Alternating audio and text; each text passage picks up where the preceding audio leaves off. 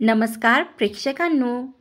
कमळी या मालिकेमध्ये आपल्याला वेगळंच वळण पाहायला मिळणार आहे. प्रेक्षकांनो, तुम्ही ज्या गोष्टीची तुम्ही वाट बघत होते ना, तो म्हणजे की राजनसमोर सत्य कधी येणार आणि अन्नपूर्णाला तिची मोठी नात कधी मिळणार. तर प्रेक्षकांनो, आता या मालिकेमध्ये आपण राजनपर्यंत कमळीचे सत्य येते का आणि राजनला सरू उर्फ गौरी ही मिळणार का? तर आता या व्हिडिओद्वारे आपण पाहणार आहोत. म्हणून प्रेक्षकांनो, कृपया करून हा व्हिडिओ शेवटपर्यंत पहा. चॅनलवरती नवीन असाल तर जरूर सबस्क्राईब करा. आता राजन सिद्धटेकला आलेला असतो, हे आपल्या सर्वांनाच माहिती आहे. तर आपण हे सर्वांनी बघितलंच आहे की राजन सिद्धटेकला आलेला आहे आणि तो सरूच्या घरी एक दिवस राहिला सुद्धा, कारण त्याची तब्येत ठीक नसल्यामुळे तो सरूच्या घरी राहिला. पण त्याला माहिती नव्हतं की ही जी व्यक्ती आहे सरू आपलीच गौरी आहे. तर आता गौरीचं सत्य त्याला माहिती पडणार का? आपण या व्हिडिओद्वारे पाहणार आहोत. तर आता राजन जेव्हा बाहेर येतो तेव्हा त्याला मोहिते आबांचा फोटो दिसतो. तर आता त्यावर राजन सरूला विचारतो की हा फोटो कोणाचा? त्यावर सरू बोलते की 1-2 वर्ष झाली यांचं निधन झालं, मी यांच्या घरी भाड्याने राहते. तर आता राजन बोलतो की मी तुम्हाला यांच्या नातीबद्दल मुलीबद्दल काही माहिती असेल तर मला सांगा, मी तुमच्या समोर हात जोडतो, मला सांगा काही माहिती असेल. तर राजन आता त्या सरूने जो पदर घेतलेला असतो त्या बाईसमोर हात जोडून रिक्वेस्ट करतो की मला सांगा, तुम्हाला जर माझ्या नातीबद्दल म्हणजे मोहिते आबाच्या नातीबद्दल आणि मुलीबद्दल काही माहिती असणार तर या मोहिते आबांची जी मुलगी आहे ना, ती माझी बायको आहे, यांच्याबद्दल काही माहिती असेल तर सांगा. हो, 18 वर्ष झाले मी यांना शोधत आहे हो, पण आता मोहिते आबांचा फोटो दिसल्यामुळे एक छोटीशी आशा माझ्या मनामध्ये निर्माण झालेली आहे. सरू बोलते, नाही, मला काहीही माहिती नाही आणि आतमध्ये निघून जाते. तर प्रेक्षकांनो, आता राजन तिथेच विचार करत थांबतो की जर ही बाई भाड्याने इथे नवीन आलेली असली तरी हे आजूबाजूचे लोक बदललेले नसतील ना कोणीतरी मोहिते आबांना ओळखणार असणारच. आणि त्या लोकांनाच मी विचारते की मोहिते आबाच्या मुलीला तुम्ही माहिती आहे का, ती कुठं आहे? तर आता म्हणूनच राजन तो फोटो हातात घेऊन, मोहिते आबांचा फोटो हातात घेऊन आजूबाजूला चौकशी करण्यासाठी जातो. तर आता राजन जेव्हा आजूबाजूला चौकशी करत असतो तेव्हा मात्र राजनसमोर सरूची मैत्रीण वर्षा येते आणि वर्षा बोलते, साहेब, तुम्ही हा आबांचा फोटो घेऊन इथं बाहेर काय करता? तुम्ही आबांना ओळखता का? तर आता राजन बोलतो, हो ताई, मी यांना ओळखतो, हे माझे सासरे आहेत. म्हणजे हे मोहिते आबा माझे सासरे आहेत. मी ना यांच्या मुलीविषयी आणि यांची जी छोटी नात आहे ना, त्यांच्याविषयी विचारपूस करण्यासाठी हा फोटो घेऊन बाहेर पडलेलो आहे. तुम्ही बघितलं का हो यांच्या मुलीला आणि नातीला? तर आता प्रेक्षकांनो, वर्षाच्या पायाखालची जणू जमीनच सरकते की आता हे साहेब नक्की बोलतात तरी काय? तर आता ती पुन्हा विचारते, साहेब, तुम्ही कोणाला शोधता? मोहिते आबांच्या मुलीला?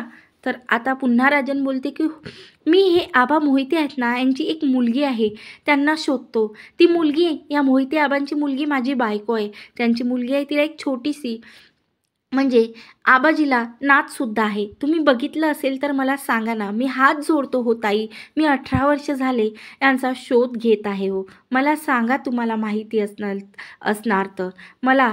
तुम्हाला काही यांच्याबद्दल माहिती असेल तर कृपया मला सांगा. मात्र आता प्रेक्षकांनो, व्हिडिओमध्ये या सिरियलमध्ये आपल्याला वेगळंच वळण आपल्याला बघायला मिळणार आहे. तर आता वर्षा बोलते की हो साहेब, जी आपली सरू आहे ना, तीच मोहिते आबांची मुलगी आहे आणि यांची जी नात आहे ना, ती आता मुंबईला शिक्षणासाठी गेलेली आहे.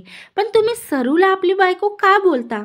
तर आता राजन बोलतो, जी आतमध्ये जिच्या घरात मी रात्रभर राहिलो ती सरू का? तर आता वर्षा बोलते, हो, तीच सरू आणि तिला एक मुलगीसुद्धा आहे आणि ती आता मुंबईला शिकायला गेलेली आहे. तर आता प्रेक्षकांनो, इकडे राजन तो फोटो घेऊन सरू समोर जातो आणि सरूला विचारतो, तुम्ही खरंच यांच्या मोहिते आबांच्या मुलीला ओळखत नाही का? तर आता सरू अक्षरशः नाही बोलते. मी तुम्हाला किती वेळा सांगितलं की मी यांच्या मुलीला ओळखत नाही आणि यांची मुलगी मला सुद्धा ओळखत नाही. इथं मी भाड्याने राहते. यांच्या अगोदरच इथून यांची मुलगी निघून गेलेली होती. म्हणून मी कोणालाही ओळखत नाही. तर आता प्रेक्षकांनो, जेव्हा या दोघांचं असं बोलणं चालू असतं, तिथे आता वर्षासुद्धा आलेली असते. तर आता इकडे राजन आबांचा फोटो एका टेबलवरती ठेवतो आणि स्वतः सरूच्या चेहऱ्यावरचा जो सरूने पदराने आपल्या चेहरा झाकलेला असतो, तो पदर आता स्वतः हाताने काढतो. आता मात्र प्रेक्षकांनो, राजन आणि सरू समोरासमोर आलेले आहेत. आता मात्र सरूच्या पायाखालची जमीनच सरकलेली असते की 18 वर्ष जे सत्य सरूने राजनपासून लपून ठेवलेलं असतं, तिनं स्वतःला लपून ठेवलेलं असतं, ते आता समोर आलेलं असतं. तर 18 वर्षाचं सत्य, आता सरूने लपून ठेवलेलं सत्य आता राजन समोर आलेलं आहे. तर आता प्रेक्षकांनो, राजन सरूला बोलतो की गौरी, तू अशी का वागलीस माझ्यासोबत? मी तुला 18 वर्ष झाली ग शोधत आहे आणि मी रात्रभर तुझ्या घरी असून तू एक वेळसुद्धा माझ्यासमोर आली नाही. असं का वागली तू माझ्यासोबत? मला सांग. मी हे 18 वर्ष एक एक क्षण कसा घालवला ना गौरी, माझं मला माहिती आहे गं. माझी आई आणि मी देवाला 18 वर्ष झाली ही एकच प्रार्थना करतो की माझी मुलगी आणि माझी बायको मला परत मिळू दे. तुला मी दिसूनसुद्धा तू माझ्यासमोर आली नाही आहे गौरी. बोल गौरी, मला उत्तर पाहिजे. तू का गेली 18 वर्ष झाली माझ्यापासून लपवत होती हे सत्य? बोल गौरी. तर आता सरू मात्र राजनला बोलते की मी 18 वर्ष झाली, तुम्ही जसे माझ्यापासून दूर आहात ना, मी सुद्धा माझ्या हृदयावर दगड ठेवून तुमच्यापासून दूर आहे हो. मला माफ करा. माझ्यापाशी दुसरा काहीही पर्याय नव्हता राजन, पण याच्यातच आपलं भलं आहे, याच्यातच आपलं चांगलं आहे, असं ती राजनला बोलते. तर आता राजन सरूला बोलतो की याच्यात आपलं चांगलं कसं गौरी? तू काय बोलत आहेस गौरी? आपल्या एकमेकांपासून 18 वर्ष दूर राहणं हे तुझ्यासाठी चांगलं आहे का? तू आत्ताच्या आता बॅग भर आणि माझ्यासोबत मुंबईला चाल आणि मला सांग की आपली मुलगी कुठं आहे, मुंबईत कुठं आहे, आता मला सांग.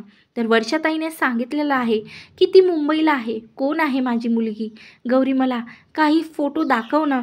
गौरी, दाखव तुझ्याकडे एखादा फोटो आपल्या मुलीचा असणार तर. तर आता प्रेक्षकांनो, गौरी बोलते की तुम्ही माझ्या हातावर हात ठेवून मला वचन द्या की हे सत्य तुम्ही कोणालाही सांगणार नाही की तुम्हाला मी भेटलेली आहे. कारण तुम्ही जर हे सत्य लोकांपर्यंत पोचवलं तर तुमची बायको तुम्हाला मिळालेली आहे, तर आपल्या दोघांच्या मुलीच्या जीवाला धोका असणार आहे.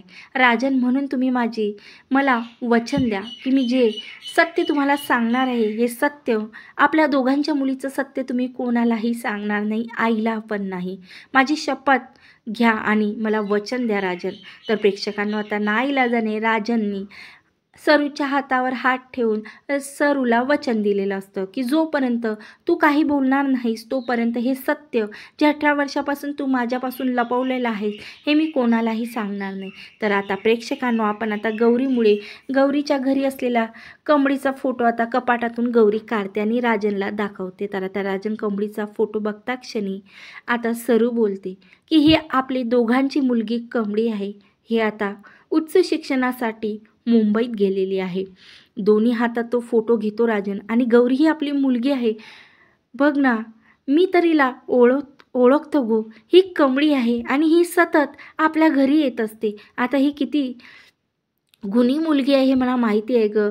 तर अगं, हिला मी ओळखतो. आईची तर खूपच आवडती आहे. आईचं आणि हिचं अगोदरच नातीचं आणि आजीचं नातं बनलेलं आहे गं. खूप छान संस्कार केले गं गौरी तू माझ्या मुलीवरती.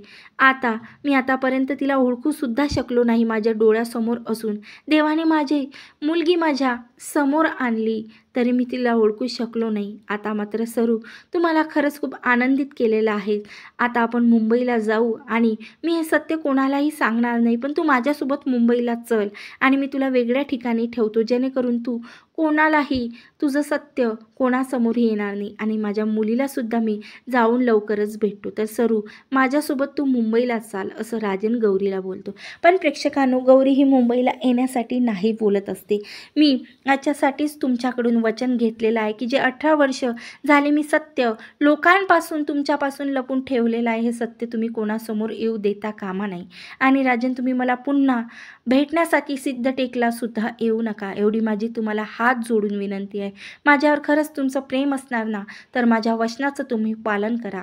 तर तुम्ही आता कमळीला सुद्धा भेटायला जायचं नाही आणि कोणाला सांगायचं नाही की कमळी ही तुमची मुलगी आहे. कारण हे जर त्या बाईला माहिती पडलं तर ती माझ्या कमळीचा जीव घेणार राजन.